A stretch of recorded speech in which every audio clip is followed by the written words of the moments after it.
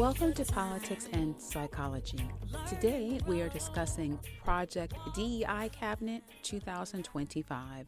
Project 2025 is the detailed publication that has been produced by conservative and Republican organizations to serve as the governing, meaning the directives and the blueprint for Donald Trump's second presidential term, which is to begin 2025. This document specifies what these organizations and political supporters of Trump want Trump to do when he is in office and the changes that they want him to make on a national level as well as all the way down to a local level. So that means it's not just in the federal government, but also could be in your community, in your neighborhood. So one of the most prominent themes in the pages of the Project 2025 book is the removal of all policies that promote or refer to equity. This includes the call for Trump to remove all government, corporate, and school programs that promote diversity. Project 2025 supporters and many Republicans argue that emphasizing quote-unquote equity and making quote diversity a requirement means that unqualified persons are being given jobs that they have not earned and have no experience for. They have even changed the name of DEI, going from diversity, equity, and inclusion for what they call to now mean didn't earn it, though it still has the same initials, DEI. However, that's exactly what Trump and the current Republican Party are doing. They are giving positions to individuals who not only are unqualified, but they are extremely unqualified for presidential cabinet and unqualified for senior level positions in the White House and in our government. So they are, in fact, quote unquote, giving jobs and high level jobs to people who, in fact, didn't earn it, quote unquote.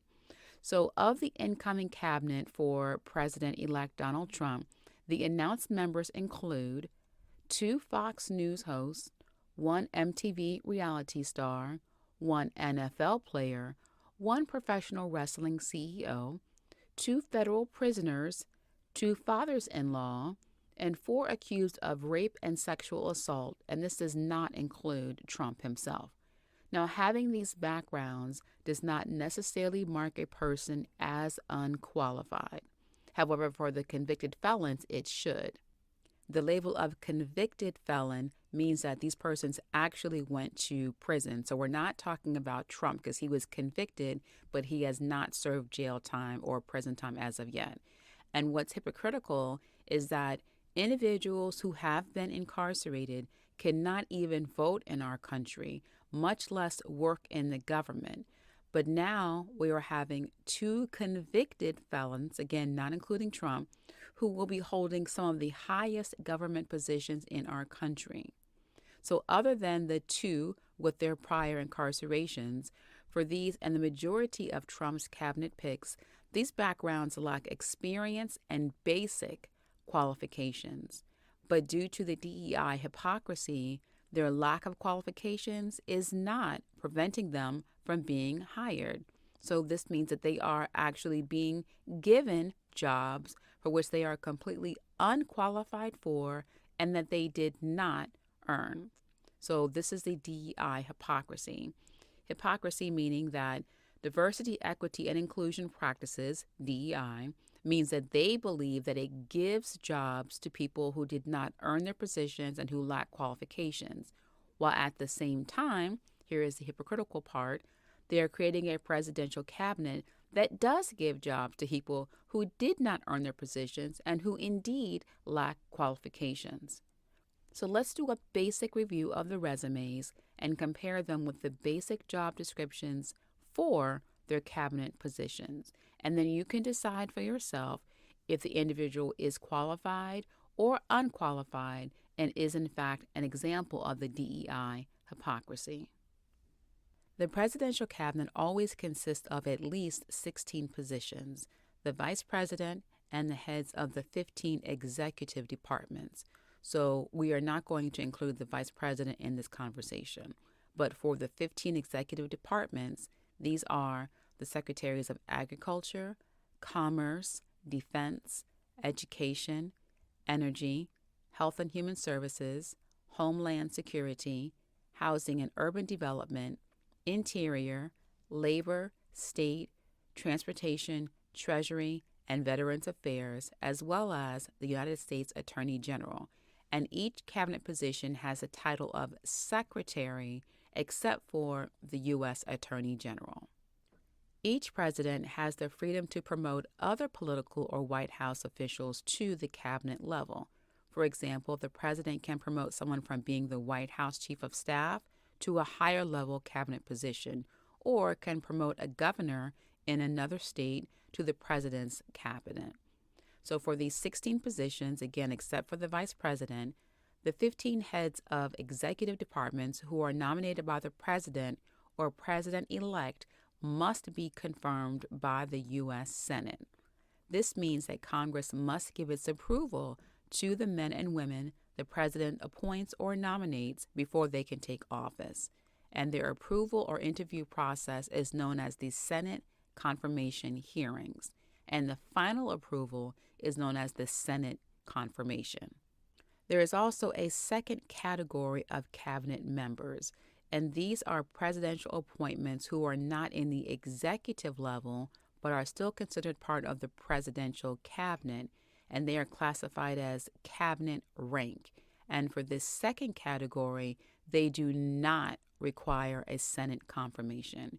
So let's start by reviewing the 15 executive level cabinet positions, meaning that they do have to have a Senate confirmation.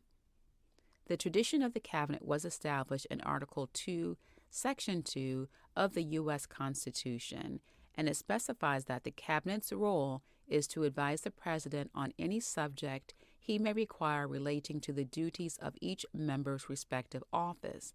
So that means that the expectation was that every cabinet member would be knowledgeable about the area of government that they were appointed and voted into or confirmed into to lead. So let's review. If the nominees have, in fact or appearance, knowledge about the area of government for which they have been nominated. Brooke Rollins has been nominated for Secretary of Agriculture, and that person would lead the Department of Agriculture known as the USDA, and this USDA focuses on the safety and regulation of food production and works with farmers throughout the country.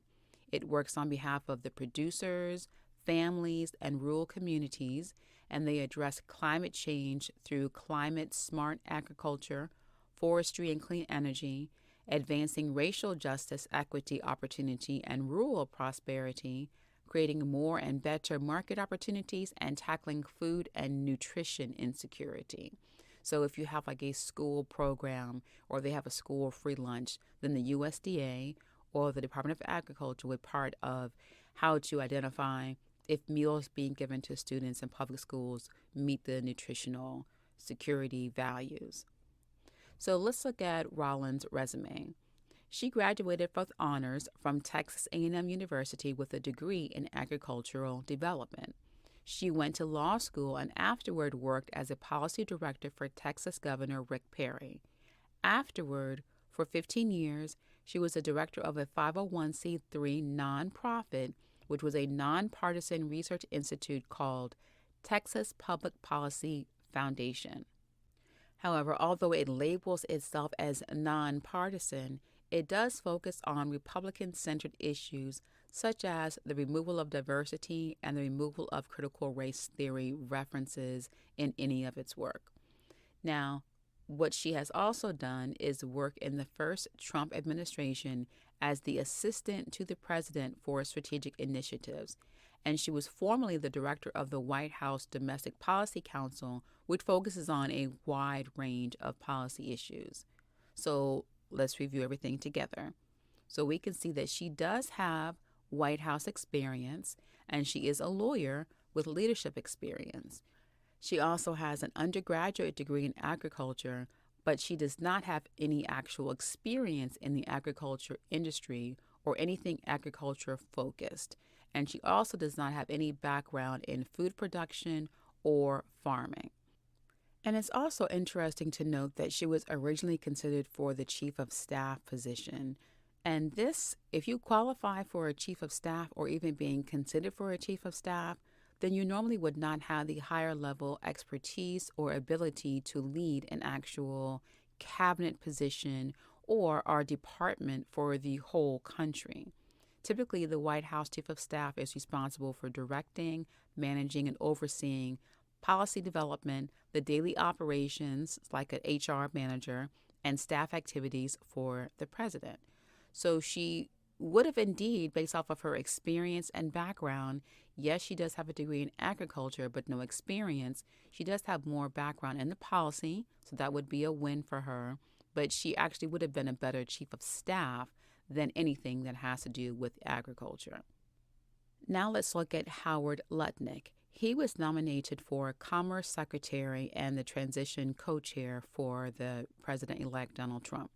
So the Secretary of Commerce leads the Department of Commerce, and that department assists in the businesses of the nation, sets trade policies, and enforces rules for moving materials across the country and around the world. The Department of Commerce's mission is to create the conditions for economic growth and opportunity for all communities. And this department works to drive the U.S. economy, making us more competitive and trying to strengthen our domestic industry, as well as increase the number of quality jobs in all communities across the country. It also serves as the voice of business in the federal government and helps give the U.S., again, a competitive advantage by, through commerce, looking for new inventions and scientific research to help develop new technologies and new ways for innovatively boosting our U.S.-based products and services. So now let's look at Howard Lutnick's, let's look at his resume. In a basic overview, we see that he is a Wall Street executive who was the CEO of the brokerage and investment bank called Cantor Fitzgerald, and also a billionaire. His companies are involved in nearly every sector of the U.S. economy, and the nomination would put Lutnick in charge of leading the government's funding of new computer chip factories, imposing trade restrictions, releasing economic data, and monitoring the weather. It's also a position in which connections to CEOs and the global business community would be very beneficial. However, Lutnick told CNBC in a September 2024 interview that, quote, "Tariffs are an amazing tool for the president to use. We need to protect the American worker," end quote. So while he does have a lot of experience in brokerage and investing and very well connected in the business world around the globe, he has the success, but by him not either knowing how tariffs work, or maybe he's just reciting a messaging that he knew would attract the eyes or the ears of Trump and gain favor with him. So for him to not even know the basics of what a tariff is, then it really would not be beneficial for him to be as a Secretary of Commerce if that's one of the major parts of business, and then saying that it would be great or an amazing tool for the president to use. But you can decide if you think, despite that tariff comment, would he be qualified or unqualified. Pete Hegseth has been nominated for Secretary of Defense, and this position would lead the Department of Defense, known as DOD, and the DOD sees that the nation is protected against its enemies, foreign and domestic, and works closely with all branches of the military. The DOD defends our country through the 6 branches of armed forces, which would be the Air Force, Army, Coast Guard, Marine Corps, Navy, and Space Force, plus the military reserve components of the Air National Guard and the Army National Guard. And as Secretary of Defense, Hegseth would act as the principal defense policy maker and advisor. And if we were to ever have to go to war, then this person would be the one who would actually do or would oversee the setting off of bombs. So the DOD provides the military forces that we need to either avoid or stop war and to ensure our nation's security. Now let's look at his resume. In 2003, Hegseth received a bachelor's degree in politics, In 2013, a master's degree in public policy. He was in the Minnesota Army National Guard from 2003 to 2014 and from 2019 through 2021. He rose to the rank of major and is a veteran of the wars in Iraq and Afghanistan. So he does have military background, but he lacks senior military background and lacks a national security experience. So you may know that he is a Fox News host, and he became a full-time weekend news host for Fox starting in 2017. And as a Fox News weekend co-host in 2019, it was Hegseth who urged Trump to pardon multiple U.S. service members who had been accused of war crimes, and he was successful in being able to influence or encourage Trump to be able to give leniency for the service members. So from 2007 to 2012, Hegseth was the executive director of Vets for Freedom. And from 2012 to 2015, he was the CEO of Concerned Veterans for America. And for both of these military veteran nonprofit organizations, Hegseth was forced to resign due to serious allegations of financial mismanagement as well as personal misconduct, including sexual impropriety, alcoholism, and rape. As I mentioned at the top of the episode, there are several individuals who have been accused and charged with rape and sexual impropriety, but I am going to focus based off of their resume if they are qualified or unqualified. So when you're listening to their resumes, I will give you the information for their legal histories and criminal backgrounds, but let's just look at from a DEI, quote unquote, didn't earn it perspective. Do they have the actual credentials and qualifications for the Secretary Cabinet positions? So back to Hegseth. He does have a bachelor's degree in politics and a master's in public policy. He does have military experience in the National Guard.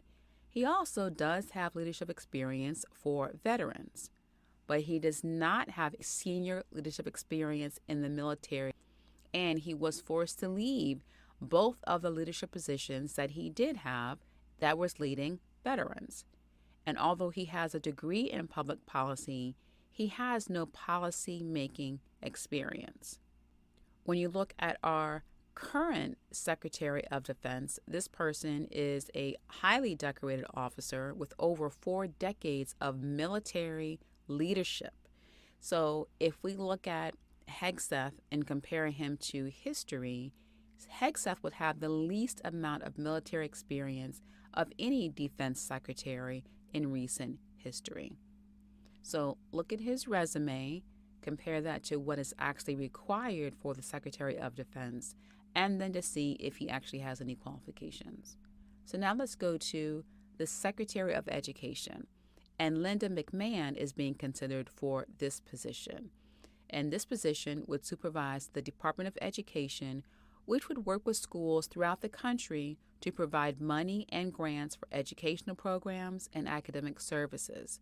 So the Education Department's mission is to promote student achievement and preparation for global competitiveness by fostering educational excellence and ensuring equal access.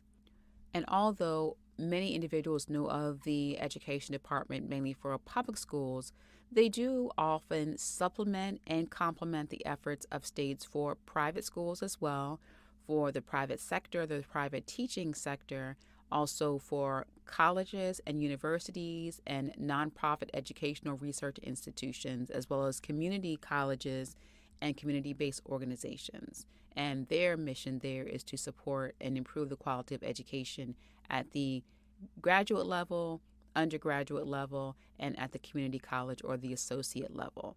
So let's look at Linda McMahon's resume. She is the co-founder of the World Wrestling Entertainment, or WWE, and she founded WWE with her husband. She has served as the chief executive of WWE from the early 1980s all the way through 2009, and she became the president in the 1990s, shortly before her husband Vince was indicted by the federal government for providing steroids to his wrestlers. And that's pretty much McMahon's credentials or quote unquote qualifications for being the Secretary of Education. So she does have a certificate in education, but she does not have any formal training or any formal degree in education, in teaching, in learning and instruction, or anything in academics. She does have, again, a certificate, and she does have her experience of being on the Connecticut Board of Education for 1 year. However, to get on this board, she lied and said that she had a degree in education and that the degree came from a college called East Carolina University. And once it was found out, she preemptively retired or said that she was no longer going to be on the board. And she also has 15 years of experience of being a trustee for Sacred Heart University. However, being a trustee does not mean you actually have any educational background or any knowledge of being an educator. So let's look at her political experience. In politics, she served in Mr. Trump's first cabinet as administrator of the Small Business Administration from 2017 to 2019. She didn't have any qualifications for that either, but as you see, she was still given this position. In 2020, after Trump's presidential loss, McMahon became a co-chair along with Howard Lutnick, remember we just mentioned him as the Secretary of Commerce, for Trump's 2024 campaign. And recently, Linda and her husband have been accused of allowing sexual abuse of young men who worked on the wrestling ring setup crews.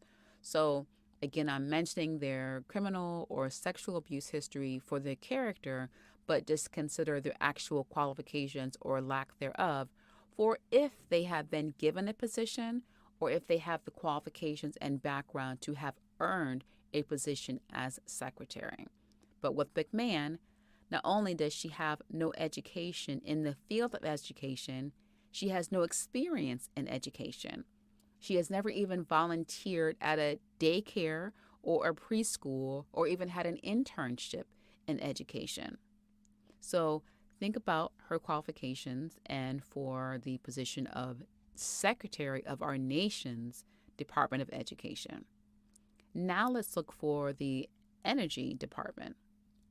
Chris Wright has been nominated for Secretary of Energy, and the Department of Energy works on problems about energy and fuels such as coal, oil, gas, and atomic energy. This department also promotes research on solar energy, fossil fuels, and other alternate sources of power. So look at Chris Wright's resume. We see that he is a CEO of a Denver-based energy company called Liberty Energy, and this is the world's second largest fracking services company. That's pretty impressive. He has a bachelor's degree in mechanical engineering and a master's degree in electrical engineering. He is an advocate of oil and gas development, including fracking. And in 1992, he founded Pinnacle Technologies, which is another energy company focusing on gas, and he was the CEO there until 2006. In 2011 is when he founded Liberty Energy, and as of February 2023, his company has been valued at $2.8 billion. Now, he does have, obviously, a high amount of success, and because of that, that has led him to be a frequent guest on none other than Fox News. And this is where his many appearances were able to get him to have the attention and the ear of Donald Trump. So let's do a review. Chris Wright does have an undeniable qualification of being great in the business of energy. He does have experience of creating an invention for making machinery to reduce noise when extracting energy sources. However, when considering that energy is strongly connected to science, some of his comments that he says in public and on the news, they go against actual knowledge of the science and show more of his business expertise and savvy than his true knowledge of science and energy. For example, during one of the interviews, he was asked about climate crisis, and he responded with, quote, "The only thing resembling a crisis with respect to climate change is the regressive opportunity squelching policies in the name of climate change, end quote. So again, we see where he focuses on the opportunities for business and business development, which he is appearing excellent in, but not so much the knowledge or the compassion for the environment or the climate. And in fact, he goes against real-world data and research-driven outcomes of natural disasters, of the environment, and of the climate. Also, he has no prior government experience. I'm sure he has had government contracts and worked with the government to, for procurement and getting his bills and his invoices paid, but that's completely different from actually being in government rather than the private sector, and is extremely different from actually leading the government. But he does have a background of creating and leading a very financially successful energy company. Now let's look at Health and Human Services.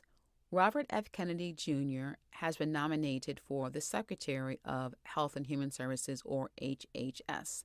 And HHS is the department that handles welfare, Medicare, Medicaid, and Social Security payments and issues. The mission of Health and Human Services is to enhance the health and well-being of all Americans by providing for effective health and human services, by fostering sound, sustained advances in the sciences that underlie medicine, public health, and social services. Kennedy has an impressive background of being a descendant of one of America's most politically historical families that has fame not only in our country, but probably throughout the world as well.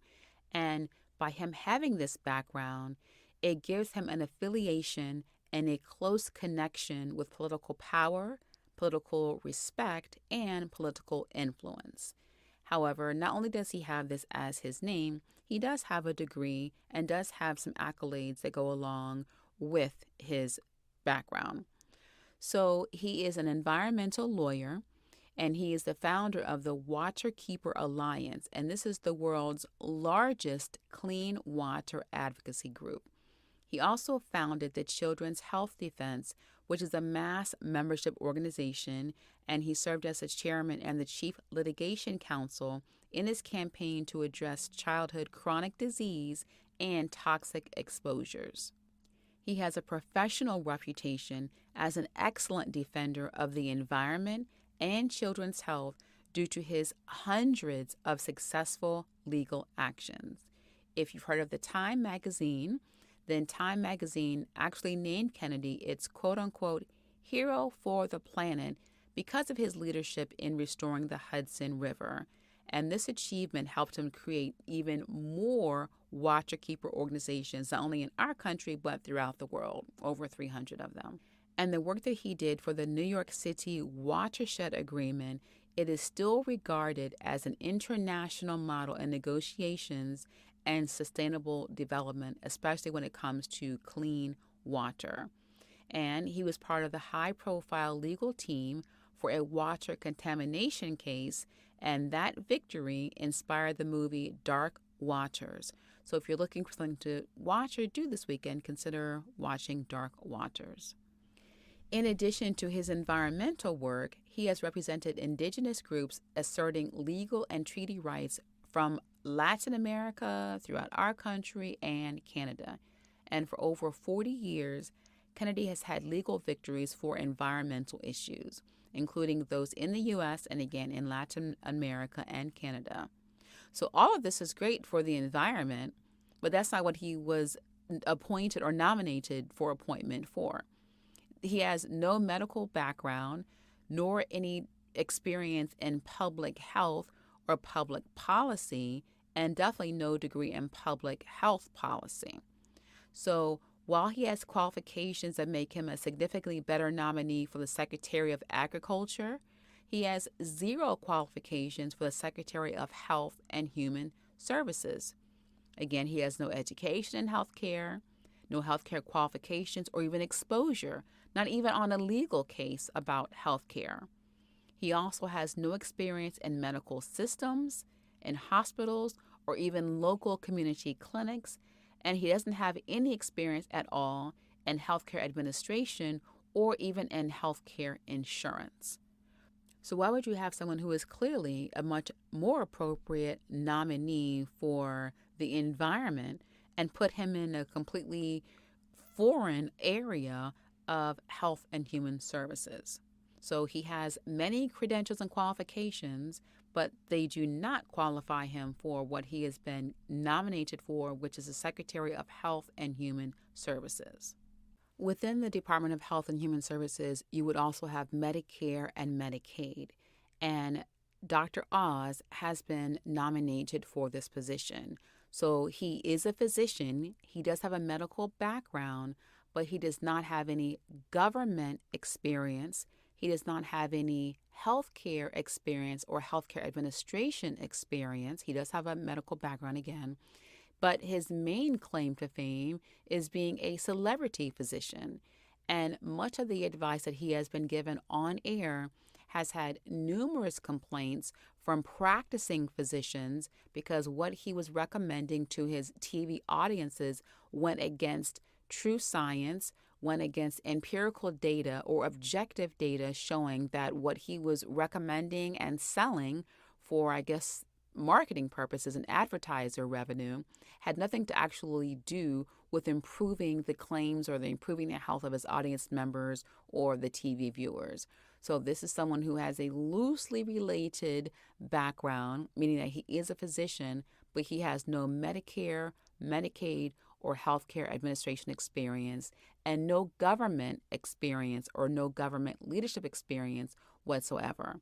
So both Robert Kennedy and Dr. Oz have been nominated, or with Dr. Oz appointed to the Department of Health and Human Services, which is responsible for the health of our families, our country, our community, but they have no background in doing so or being able to follow through on that.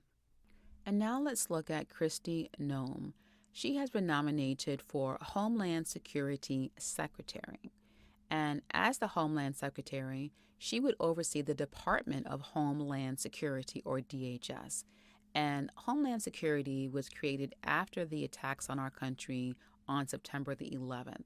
So this is to help make our homeland safe from terrorism, but it has also then expanded to giving us counterterrorism and essential support for our security, not only from a physical standpoint, but also from an economic standpoint.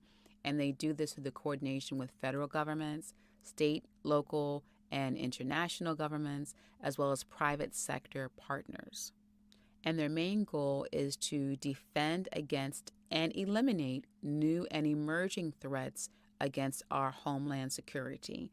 And they do this through counterterrorism and homeland security threats, observation and surveillance, U.S. borders protection, cyberspace security, disaster response and recovery, and local terrorism. And that would include crimes of exploitation, hate crimes, human trafficking, and civil rights crimes.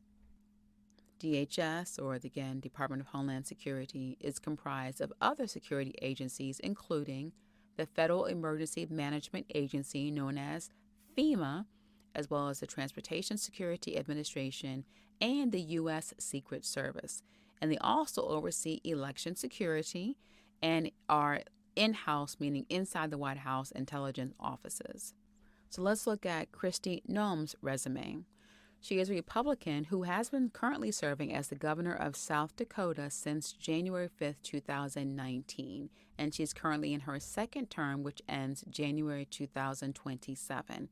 She primarily has work experience that was in her family-owned businesses. They had multiple businesses, and she left those family businesses to then successfully run for the South Dakota House of Representatives in 2006, and again in 2010. So she had a dual term in the House of Representatives. Now, during this time, she did have allegations of misusing her office to help her daughter, and that resulted in a settlement that the state of South Dakota had to pay $200,000 to settle. And she is also currently banned from all 9 tribal reservations due to her accusations of drug cartels being on tribal lands and saying that Native Americans were focusing more on drugs than their children. She has limited experience with natural disasters and no experience with presidential protection. She also does not have any background in law enforcement, not even a security guard at the mall. She has no experience in national security or in economic security or in cybersecurity. She also has no experience in transportation. And again, she has no work experience outside of working in her family's businesses. But she does have, however, experience leading statewide political and government administration. She has been the governor, and she did a good enough job despite the $200,000 lawsuit that she was reelected. So enough people have been voting for her. Now, as we can see, just because you have a political office or you win an election, it does not mean that you are actually qualified to do that. But she has experience in that position of governor going into her second term. So she has 5 years of experience as a state governor, and she has been in Congress from 2006 to 2019. That gives her 13 years of experience in a political position. So that would be great if she wanted to run for Congress again or run for governor again. However, it does not give her the qualifications to run our homeland security, to protect us from terrorism, to protect us from domestic terrorism or foreign terrorism. It does not give her the qualifications to protect our borders or to help our country respond to natural disasters. So, what would make her qualified to be in the Homeland Security Secretary appointment? Well, if you look at any of the news or the press conferences that she has had, or even her comments when she has been governor, the main thing that would qualify her, at least in Trump's eyes, is the U.S. border protection.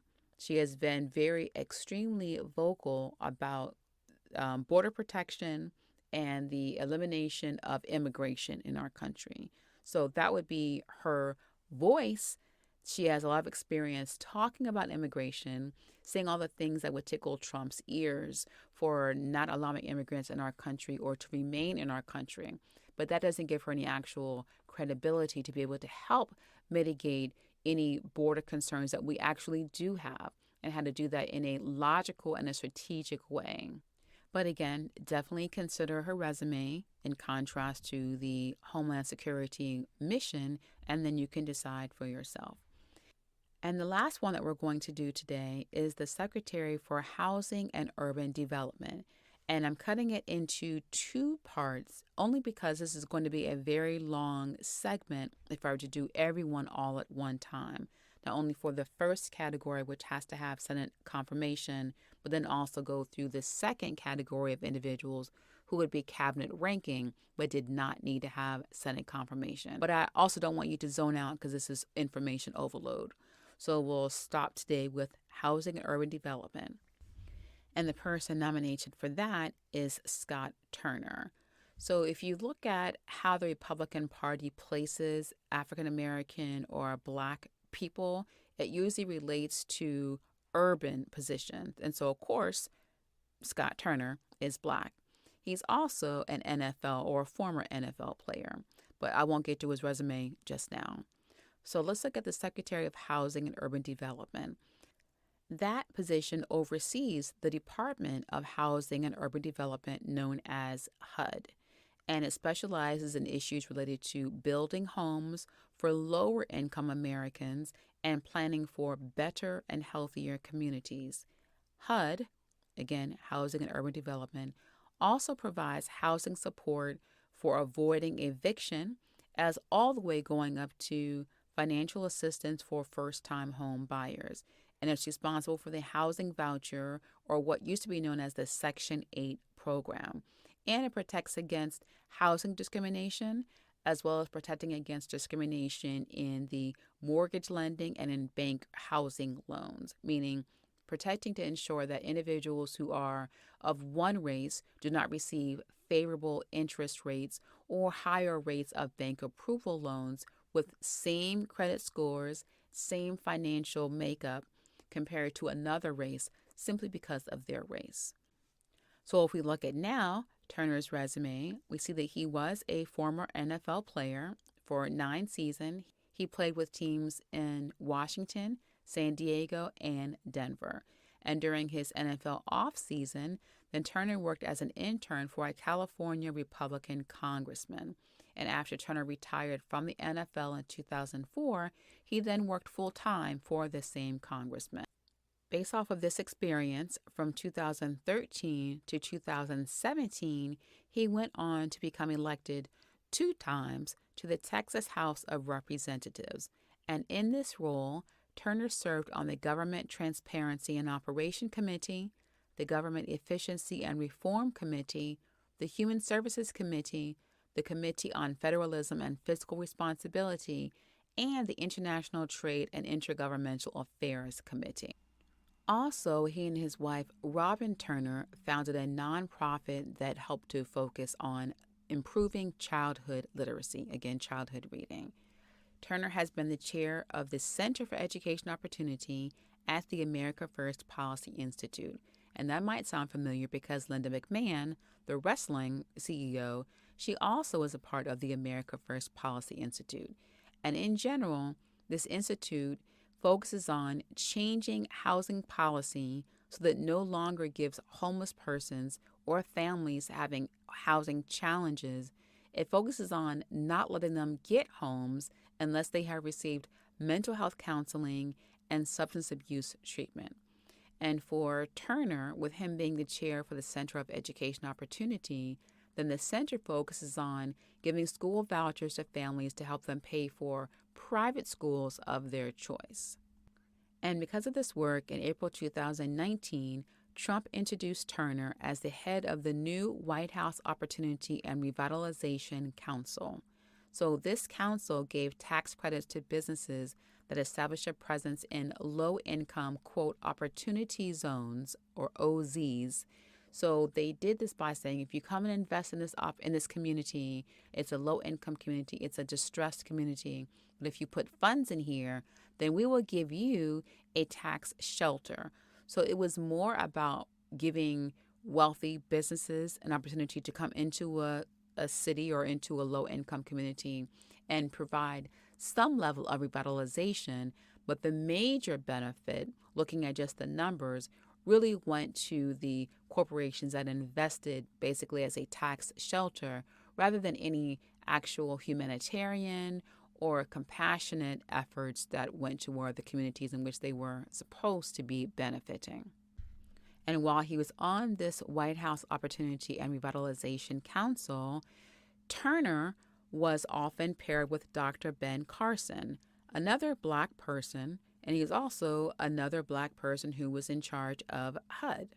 So if Dr. Ben Carson, having books, teaching lessons in public schools, and movies made about him for his ability with his hands as a surgeon, it would be very interesting to see the rationale for why you would choose him to be in charge of housing. So again, it's a consistency in Trump choosing individuals who are either misqualified or completely unqualified for the high-level positions that they are being appointed to or being nominated for. And interestingly, in the Project 2025 manual, it was Ben Carson who wrote the chapter on HUD, encouraging individuals to not give housing to certain groups of individuals and to get rid of housing assistance for first-time home buyers. But going back to Scott Turner for the Housing and Urban Development Secretary. So we do see that he does have a background in politics. He was twice elected, so enough people, especially in Texas, wanted him to be in that position. However, we don't see anything in his background where he actually has housing and urban development experience. The mission of HUD is for the betterment of lower income individuals and planning for better communities. However, the only experience that we see Turner showing is building opportunities and opportunity zones in these lower income communities, not for the residents of those communities, but for the non-urban businesses that would come in and benefit from their placements there. And they might loosely say that because HUD is responsible for the housing voucher program and Turner was responsible for the school tuition voucher program, that might be a connection, but that would really be making it a stretch. So other than him being black, as a black Republican, I don't see anything that would make him qualified for the Secretary of Housing and Urban Development, but it's up to you to decide what you think would be appropriate. So again, that would be our ending time for today. And that's because I don't want this to be a 2-hour episode because we're already almost at the 1-hour mark. But I do want to highlight the fact of the DEI hypocrisy of the current Republican Party. DEI is for diversity, equity, and inclusion, but the Republicans have renamed it Didn't Earn It. And it's hypocritical to give positions to individuals in our highest governmental positions in the land to individuals who did not earn it, and to say that they are worthy of those positions over more qualified individuals, and that they only have those positions because of either nepotism, because they were loyalists, or because you just want that person to have that job. So we have to call out the hypocrisy that is being promoted in the highest positions in our government and our land. That could be, especially when it comes to our health, especially when it comes to our security, especially when it comes to our intelligence, the national intelligence. If you're willing to put individuals who didn't earn it because they didn't qualify for it, because they don't have the qualifications in their background, then you cannot also then say that someone who does have the qualifications but happens to not be a white male only got their position because they were a DEI hire. So please remember this hypocrisy as you review what we talked about today. Please also inform others of the blatant hypocrisy and not doing it as a place of contention or argument, but to just make individuals alert of the hypocrisy so that we do not become numb to it and allow it to continue. And as always, continue the conversation using science and love. Walk the path of life. And if you run